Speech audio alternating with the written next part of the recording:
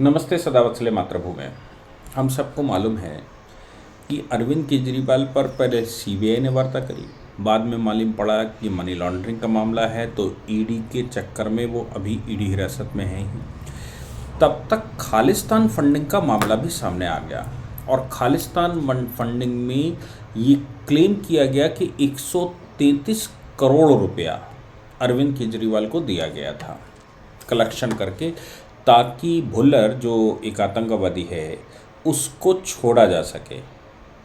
5 घंटे के अंदर उसको छोड़ देंगे, ऐसा अरविंद केजरीवाल ने किसी को वचन दिया था और वो वचन बाद में निभाना चाहते होंगे, लेकिन निभा नहीं सकते थे क्योंकि केंद्र में सरकार दूसरी बैठी है और एनआईए में ये कुछ कर नहीं सकते। हाँ, ये बात ज़रूर है कि उस समय ये फंडिंग केंद्र का चुनाव लड़ने के लिए की गई थी, ताकि केंद्र का चुनाव लड़ा जाए और अरविंद केजरीवाल प्रधानमंत्री बन जाएं, और प्रधानमंत्री बनने के बाद वो खालिस्तानियों को मुक्त कर दें और खालिस्तान की स्थिति, मतलब जो जो जो जो पोजीशन है उसको इनिशिएट कर दें, खालिस्तान का जो आंदोलन है उसको इनिशिएट कर दें। आज इस बीच में कई एक और खबरें आई।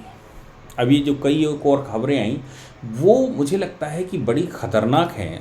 पहली तो मैंने आपको बताया था कि सुनीता केजरीवाल बनाम आतिशी हो सकता है कि वो चल रहा हो, क्योंकि मैडम सीएम कूद पड़ी और आतिशी को लगता था कि वो मुख्यमंत्री बन सकती हैं, इसलिए वो लगातार कह रही थी मैं भी केजरीवाल, और केजरीवाल एक आंदोलन है, केजरीवाल एक विचार है जो मेरे अंदर भी है। मतलब केजरीवाल आतिशी के अंदर एक विचार है और आतिशी के अंदर अगर केजरीवाल एक विचार है तो इसका मतलब बिल्कुल साफ है कि केजरीवाल बन सकती हैं आतिशी। आतिशी कोई क्लेम करती उससे पहले ही सुनीता केजरीवाल ने एक प्रेस कॉन्फ्रेंस करके क्लेम कर दिया कि केजरीवाल जी ने ये चिट्ठी लिखी है। ये सुनीता केजरीवाल जी के ऊपर तो एक बार विश्वास इसलिए किया जा सकता था क्योंकि रोज़ आधा घंटा मिलने की उनको अनुमति दी है। टोटल एनआईए का वो ईडी का कहना है कि टोटल 1 घंटा शाम को 6 से 7 उनको भेंट करने की अनुमति है उसमें, और वो भी हाई कोर्ट के आदेश से, मतलब कोर्ट के आदेश से, और उसमें भी 6 से 6:30 बजे तक एक शिफ्ट है और 6:30 से 7 बजे तक एक शिफ्ट है। वो अपने परिवार से मिल लें आधे घंटा और आधे घंटे वो अपने लीगल एडवाइज़र से मिल लें, वो भी केस के सिलसिले में। तो भाई मैं मान कर सकता हूँ कि सुनीता केजरीवाल गई होंगी और सुनीता केजरीवाल जब पहुँची तो उन्होंने कोई चिट्ठी लिख कर ले गई होंगी पहले से, या केजरीवाल जेल जाने से पहले जो उनको टाइम मिल गया था उसमें उन्होंने वो चिट्ठियाँ लिख कर छोड़ी होंगी कि जाइए और ये जब मुलाकात करने आना तो ऐसा बोलना। लेकिन आतिशी ने जब क्लेम कर दिया कि वो केजरीवाल ने उनको चिट्ठी लिखी है, दिल्ली की पानी की समस्याएं दूर करने के लिए कहा है, तो पानी की समस्या दूर करने का मतलब तो ये है कि पानी की समस्या है। हालांकि दिल्ली में पानी की समस्या है, नल का पानी देने का केजरीवाल का वादा अभी पूरा नहीं हो पाया है। अभी जो 1 महीने में वो झुग्गियों में पानी की लाइन लगवा देंगे और वो कुछ नहीं हो पाया, टैंकर अभी भी जाते हैं, और टैंकर अरविंद केजरीवाल कितने निकालते हैं, कितने भेजते हैं, कितने पैसे निकाले जाते हैं, ये तो उनके जो गुण और कारनामे हैं उनके अनुसार ऐसा लगता है कि बहुत बड़ा खेल खेल रहे हैं। मैं इसलिए ये कह रहा हूँ क्योंकि आज सौरभ भारद्वाज भी उतर आए और सौरभ भारद्वाज ने क्लेम कर दिया कि भाई उनके लिए भी एक चिट्ठी आई। तो जब आतिशी क्लेम कर रही हैं, मैडम सीएम क्लेम कर रही हैं, मैडम केजरीवाल क्लेम कर रही हैं, तो भाई सौरभ भारद्वाज भी इस समय चरम पर है, तो सौरभ भारद्वाज क्यों नहीं क्लेम करेगा। मैंने उस दिन भी कहा था कि भाई इन लोगों ने क्लेम कर दिया, सौरभ भारद्वाज ने क्लेम नहीं किया, मतलब क्या है। सौरभ भारद्वाज ने क्लेम नहीं किया मतलब ये है कि या तो वो दिल्ली हाई कोर्ट में उस दिन फंसे हुए थे इसलिए क्लेम नहीं कर पाए, या फिर मामला वाकई में कुछ और है। सौरभ भारद्वाज ने तीसरे दिन क्लेम कर दिया और उन्होंने कहा कि उनको खबर मिली है, केजरीवाल जी को खबर मिली है। अब केजरीवाल जी को खबर कैसे मिली ये भी एक बड़ा संदिग्ध प्रश्न है, क्योंकि ये बात तो या तो सुनीता केजरीवाल ने बताई होगी या उनके लीगल एडवाइजर्स ने बताई होगी। भाई दो ही बता सकते हैं, 2 लोगों को मिलने का अधिकार है, या फिर ईडी के अधिकारी उनको बता रहे हैं जो अंदर हैं, अधिकारी से लेकर चपरासी तक कोई ना कोई खबरी है। अगर उनका खबरी है तो अरविंद केजरीवाल के घर में जो ईडी के अधिकारियों के फ़ोन नंबर और वो पूरा डिटेल मिला था, तो इसका मतलब है कि उनमें से कौन कौन टूट सकता है, किसको मिलाया जा सकता है, किसको क्या किया जा सकता है, ये भी खबर हो सकती है। और ये भी संभव हो सकता है कि उनमें कुछ लोग मिल गए हों और खबर दे रहे हों, अगर ऐसा होता है तो। दूसरी बात ये है कि उनको खबर कहाँ से मिली, ये बड़ा प्रश्न है। कि खबर मिली और सौरभ भारद्वाज, अगर खबर मिली थी तो मैडम केजरीवाल के माध्यम से ही क्यों नहीं उन्होंने जवाब दिया। मैडम केजरीवाल तो प्रेस कॉन्फ्रेंस वो वीडियो रिलीज़ कर रही थी, तो वो भी स्टेटमेंट दे सकती थी, और वो भी सरकार के यानी कि भारत के झंडे पीछे लगाकर जैसे ऑफिशियल लोग करते हैं, अधिकारी करते हैं वैसा, मंत्री करते हैं वैसा पीछे का पोस्ट बनाकर कह रही थी। तो वो आतिशी वाली चिट्ठी भी पढ़ सकती थी कि भाई ये खबर आई है, और वो सौरभ भारद्वाज वाली चिट्ठी भी पढ़ सकती थी कि ये खबर आई है। या अरविंद केजरीवाल जी से आज मैं मिलने गई, वो रोज़ एक एपिसोड बना सकती कि आज अरविंद केजरीवाल से मिलने गई तो उन्होंने क्या कहा, मैंने उनको ये समस्या बताई तो उसका क्या समाधान बताया, ये समस्या दिल्ली में मेरे पास खबर आई उसके लिए मैंने उनको आग्रह किया तो क्या जवाब आया, ये सब कुछ बोल सकती थी। मौखिक ही बोल सकती थी, आवश्यक नहीं है वो ये कहें कि चिट्ठी है, वो मौखिक रूप से बता सकती थी कि भाई ये बात हुई और इस बात का ये उन्होंने जवाब दिया। लेकिन ये फंस तब जाते हैं जब ज़बरदस्ती का बड़ा काम करने की कोशिश करते हैं। और बड़ा काम क्या? बड़ा काम चिट्ठी पत्री, चिट्ठी पढ़ेंगी और चिट्ठी पढ़कर सुनाएंगे। जब पहले से ही ईडी कह रही कि हमने इन्वेस्टिगेशन इस पर बैठाया हुआ है, और इस इन्वेस्टिगेशन में वो कैसे ये इन्होंने किस आधार पर कर दिया, और जितनी 1 घंटे की उनकी भेंट होती है वो सीसीटीवी कैमरे के अंदर होती है, तो कब चिट्ठी चलेगी, कब साइन कर दिए, कब चिट्ठी लिख गई, ना तो कंप्यूटर हाथ से लिखी चिट्ठी है नहीं, कंप्यूटर की चिट्ठी वायरल हो रही है। इसका मतलब साफ है कि अरविंद केजरीवाल के लोग बड़ा खेल खेल रहे हैं और सौरभ भारद्वाज भी उसमें उतर आए। अब जो सौरभ भारद्वाज वाली चिट्ठी है उसमें ये कहा जा रहा है, इसको बड़ा ध्यान से सुनने की इसलिए आवश्यकता है क्योंकि अरविंद केजरीवाल उस मामले में फंस चुके हैं, सीबीआई इन्वेस्टिगेशन उस पर होने जा रहा है, और फिर वही विषय कैसे लिखते हैं। आपको याद होगा कि पिछले साल 2023 में फरवरी से लेकर दिसंबर तक एक रिपोर्ट निकली थी जिसमें 22 लाख मोहल्ला क्लिनिकों में 22 लाख टेस्ट किए गए थे। 22 लाख टेस्ट का मतलब होता है कि कोई भी पेशेंट आया और उसके टेस्ट करवा दिए। आपको ये भी याद होगा कि सौरभ भारद्वाज अभी परसों नरसों वाले दिन दिल्ली हाईकोर्ट के सामने जब खड़े थे तो दिल्ली हाईकोर्ट उनसे ये कह रहा था कि तुम जो इलीगल लेबोरेटरीज़ का खेल खिलवा रहे हो उस पर पॉलिसी नहीं बनाते, क्या तुमको कंटेम्प्ट कर दिया जाए, क्या जेल भेज दिया जाए, या फिर तुम्हारे बस का नहीं है तो मैं किसी और को दे दूँ, कुछ और काम दूँ, केंद्र को बोल दूँ। ये लेबोरेटरी का मामला मिनिस्ट्री ऑफ हेल्थ से जुड़ा हुआ है, और यहाँ पर जो 2023 में जो लेबोरेटरी टेस्ट हुए वो टेस्ट 22 लाख है। उनमें ये बताया गया कि ये 22 लाख टेस्ट हुए ही नहीं। जिन लोगों की आईडी की बात कही गई है, ना तो उनके फ़ोन नंबर लगाया गया, ना उनका आधार लगाया गया, ना उनकी कोई आईडी है, वो केवल नाम लिखे हैं और नाम लिखकर ये है कि ऐसा। तो आप सोचिए कि केवल नाम लिख के जब कार्ड बना है और उसकी कोई आइडेंटिटी नहीं है, तो ये संभव है कि जो लेबोरेटरी टेस्ट लिखे गए हैं ये सब फर्जीवाड़ा है और लाखों करोड़ों रुपया सरकार के अकाउंट से निकाला गया है। ये भी बिल्कुल संभव है। दूसरी बात ये भी आती है कि इस पर एलजी के पास जब खबर गई थी तो एलजी ने मिनिस्ट्री ऑफ होम अफेयर्स को लिखा था। मिनिस्ट्री ऑफ होम अफेयर्स से उन्होंने संस्तुति लेने के बाद सीबीआई इन्वेस्टिगेशन की तरफ फॉरवर्ड कर दिया था। यानी कि सीबीआई प्रूव इस पर चल रहा है कि ये कितना बड़ा फर्जीवाड़ा है। दूसरी, दवाओं की क्वालिटी की बात आती है तो ये भी एलजी के पास रिपोर्ट आ चुकी है कि दवाओं की जो क्वालिटी है, जो हॉस्पिटल से दवा मिलती है, वो क्वालिटी डाउन होती है। वो जो उसका स्पेसिफिकेशन है वो नहीं होता, उसकी स्ट्रेंथ कम होती है। यानी कि एक टैबलेट आधी टैबलेट का असर करती है, 2 टैबलेट दो तो कुछ वो असर करेगी एक टैबलेट वाला। अब ये बात भी एलजी के पास जा चुकी है, इस बात पर भी इन्वेस्टिगेशन चल रहा है। तो अब अरविंद केजरीवाल अगर ये लिखते हैं और लिखने की कोशिश करते हैं और बताते हैं कि हमको सुनने में आया है कि वहाँ पर ऐसा चल रहा है, इन दोनों जगह पर ऐसा चल रहा है, तो इसका मतलब जो सीबीआई प्रूफ है, कहीं केजरीवाल का दोबारा नंबर सीबीआई प्रूफ में ना लग जाए।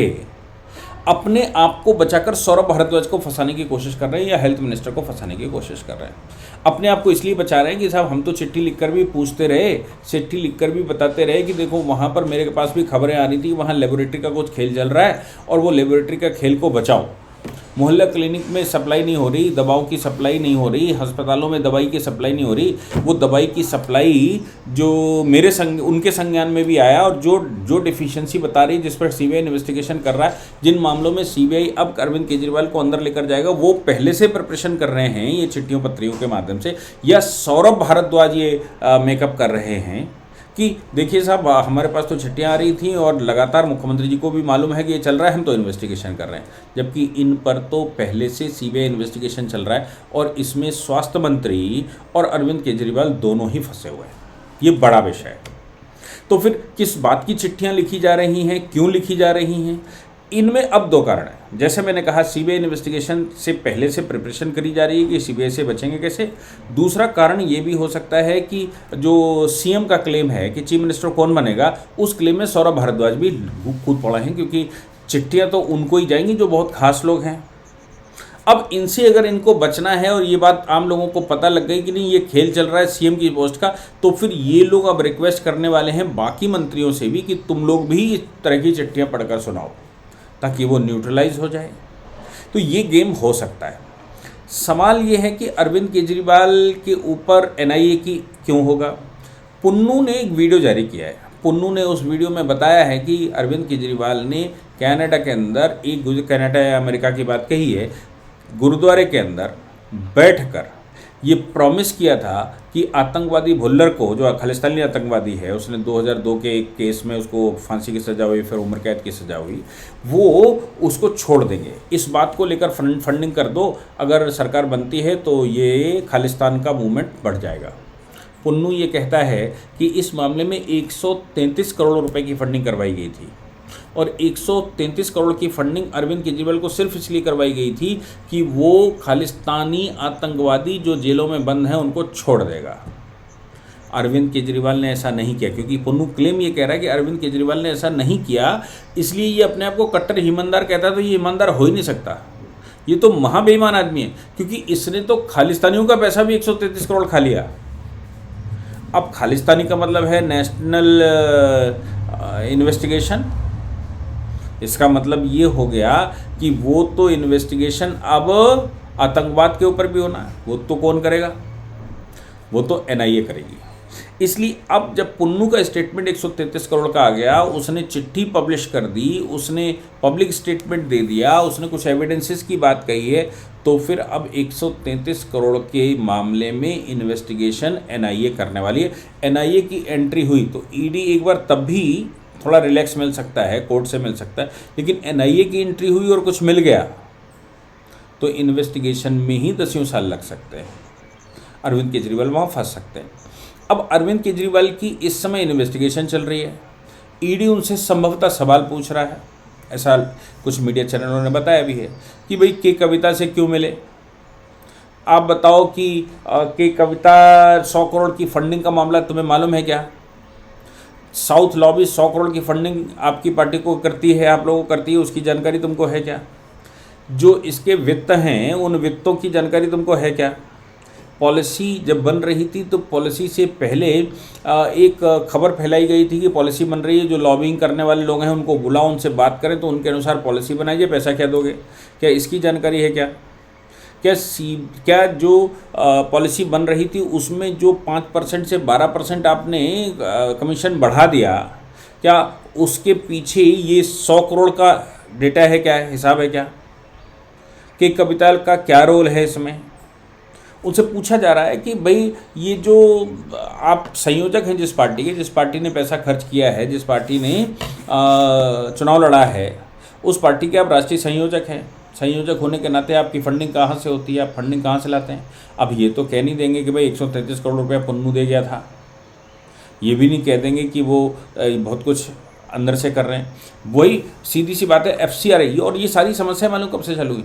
जब से गृह मंत्रालय ने एफसीआरए के कानूनों में बहुत ज़्यादा संशोधन कर दिए, एसबीआई बैंक अकाउंट अलॉट कर दी, और एफसीआरए मतलब विदेशों से जो कोई भी फंडिंग लेगा वो एफसीआरए के तहत आएगी और उसको हिसाब देना पड़ेगा कि कहाँ खर्च कर रहा है और क्यों फंडिंग ले रहा है। पॉलिटिकल विदेशी फंडिंग तो टोटल बैंड है, भारत में और नहीं हो सकती टोटल विदेशी फंडिंग। हो सकती हो तो मुझे पता नहीं, आप लोग लिख कर बताएंगे कि वाकई में हो सकती कि नहीं हो सकती, क्या है इसके प्रावधान। लेकिन सत्य ये है कि फंडिंग विदेशी अब बहुत मुश्किल काम हो गया है भारत में। तो फिर पॉलिस पैसे कहाँ से लाए? तो पैसे लाने के लिए हालांकि पहले कबीर फाउंडेशन को बहुत सारे पैसे आए थे, इंडिया अगेंस्ट करप्शन को बहुत सारे पैसे आए थे, ये मैग्सेसे अवार्ड इनको दिया गया था। इन सबके पीछे रॉकफेलर ब्रदर्स और दूसरी फोर्ड फाउंडेशन हुआ करती थी। फोर्ड फाउंडेशन तो विश्व के लगभग ऐसे सभी कंट्रियों में काम करती है जहां पर वो डिस्टर्बेंस करना चाहते हैं, और जब उनको लगता है कि अब डिस्टर्बेंस करना संभव नहीं है तो फोर्ड फाउंडेशन अपनी कंपनी वहां की बेचकर निकल लेती है। भारत में भी उसने ऐसे ही किया कि मोदी जी बैठ गए, मोदी जी के बैठने के बाद अब भारत में ये सब करना संभव नहीं रह गया। और ये जो पचड़े फंस रहे हैं, ये जो चम्मच पकड़े जा रहे हैं केजरीवाल एंड कंपनी के, ये इसीलिए पकड़े जा रहे हैं क्योंकि अब जो मेन पीछे से बॉडी हुआ करती थी, जो सलाहकार हुआ करते थे, जो काम करने वाले हुआ करते थे, जो देश को डिस्टर्ब करने के लिए पीछे से पूरी ताकत लगाते थे, वो उनको सबको समझ में आ गया कि देश में अब वो भारत को डिस्टर्ब नहीं कर सकते। भारत में जो सरकार बैठी हुई है वो नरेंद्र मोदी जी की सरकार है, और नरेंद्र मोदी जी की सरकार में ये संभव नहीं हो पा रहा है क्योंकि वो सिक्योरिटी पर सबसे ज़्यादा काम कर रहे हैं। उनके जाने के बाद ये सारे अनाथ हो गए। अब ये जब अनाथ हो गए तो बेचारे क्या करें, और तब तक एजेंसियों के चक्कर में फंस गए, तो अब ना कोई सलाह देने वाला ना कोई बताने। तो अब आतिशी भी क्लेम कर रही है, सुनीता केजरीवाल क्लेम कर ही रही थी, अब सौरभ भारद्वाज भी मुख्यमंत्री बन ही सकते हैं। ये सब कुछ चल रहा है। और अब अगर पकड़ा जाएगा, जैसे मैंने स्टेटमेंट दिया, 2 दिन से मैं स्टेटमेंट दे रहा हूँ इस विषय पर कि ये संभव है कि ये एंगल ज़रा दिमाग लगा कर देखिए, तो ये भी संभव है कि अब वो बाकियों से ये स्टेटमेंट दिलवाकर इसको न्यूट्रलाइज करें। जवाब तो वो दे नहीं रहे हैं कि भाई वो आम आदमी पार्टी के संयोजक होने के नाते क्या डिसीजन लेते हैं, क्या क्या डिसीजन लेते हैं, फंडिंग की व्यवस्था क्या है, वो कहते हैं भाई मुझे मालूम ही नहीं। अब अरविंद केजरीवाल अगर इस तरह का सहयोग नहीं करेंगे, स्टेटमेंट नहीं बताएंगे, कुछ भी बताएं, ABCD जो भी बताएं, मुझे मालूम नहीं, अगर वो इस बात को लेकर बैठे हुए हैं कि सेल्फ क्रिमिनलाइजेशन नहीं हो सकता, वो अपने ही खिलाफ एविडेंस नहीं दे सकते, तो फिर इनकी कस्टडी बढ़ाने के अलावा कोई दूसरा सोल्यूशन नहीं। कि कविता की भी कस्टडी फिर से बढ़ा दी जेल को लेकर, तो अब इनके खिलाफ कस्टडी बढ़ाने को से ज़्यादा कुछ और है नहीं। और दूसरी बात ये है कि कहीं ये सौरभ भारद्वाज को, ये चिट्ठियाँ जो सौरभ भारद्वाज पढ़ रहे हैं, अगर चिट्ठी हकीकत है तो कहीं अपने आप को CBI से बचाने के प्रयास तो नहीं कर रहे। हालांकि अरविंद केजरीवाल के बहुत सारे अस्पतालों में ACB, जिसका इस्तेमाल सबसे पहले उन्होंने खुद ही केंद्रीय अधिकारियों के खिलाफ करना शुरू किया था, ACB ऑलरेडी इन्वेस्टिगेशन कर रही है दवाओं के घोटालों के मामले में, अस्पतालों में बांटी जाने वाली दवाओं के मामले में, अस्पतालों के बजट और बजट में ज़्यादा दवाएं और जो उनके बीच का कमीशन है दवा सप्लाई कंपनियों का, इसके विषय में बहुत सारे ज़िलों में ये सब चल रहा था। उस पर ऑलरेडी ACB इन्वेस्टिगेशन कर रही है। बड़े स्तर पर टेस्टिंग के मामले में, लेबोरेटरीज़ के मामले में इन्वेस्टिगेशन CBI कर रही है। दवा की एफिशिएंसी चेक करने के मामले में और कमज़ोर दवाएं और कमीशन लेकर दवाओं वाले मामले में CBI इन्वेस्टिगेशन कर ही रही है। अब ऑलरेडी ED मामले पर है ही, क्योंकि सुप्रीम कोर्ट में भी 330 करोड़ रुपया इस्टेब्लिश हुआ है। और ये भी सही है कि मनी ट्रेल 330 करोड़ रुपए की इस्टेब्लिश हो रही है और 100 करोड़ रुपए की फंडिंग हो रही है। और इन सबसे जो गोवा का, पंजाब का चुनाव लड़ा गया, ये भी सामने आ गया है। तो अब अरविंद केजरीवाल से पूछा जा रहा है कि आपको फंडिंग के विषय में क्या कहना है। अरविंद केजरीवाल कुछ भी कहने को तैयार नहीं। मसला बिल्कुल साफ है, बात बिल्कुल क्लियर है कि अरविंद केजरीवाल अब सहयोग करने को तैयार नहीं हो सकते। अरविंद केजरीवाल बहुत कुछ गलत करने या गलत का इंतज़ार कर रहे हैं, या मैं कहूँ कि कर रहे हैं। अब मुश्किलें और बढ़ने वाली हैं। NIA जैसे ही इसमें कूदेगी, फिर अब कोई लॉजिक, कोई तरीका नहीं, कोई बचने का उपाय दिखता नहीं। जय हिंद, जय भारत, वंदे मातरम।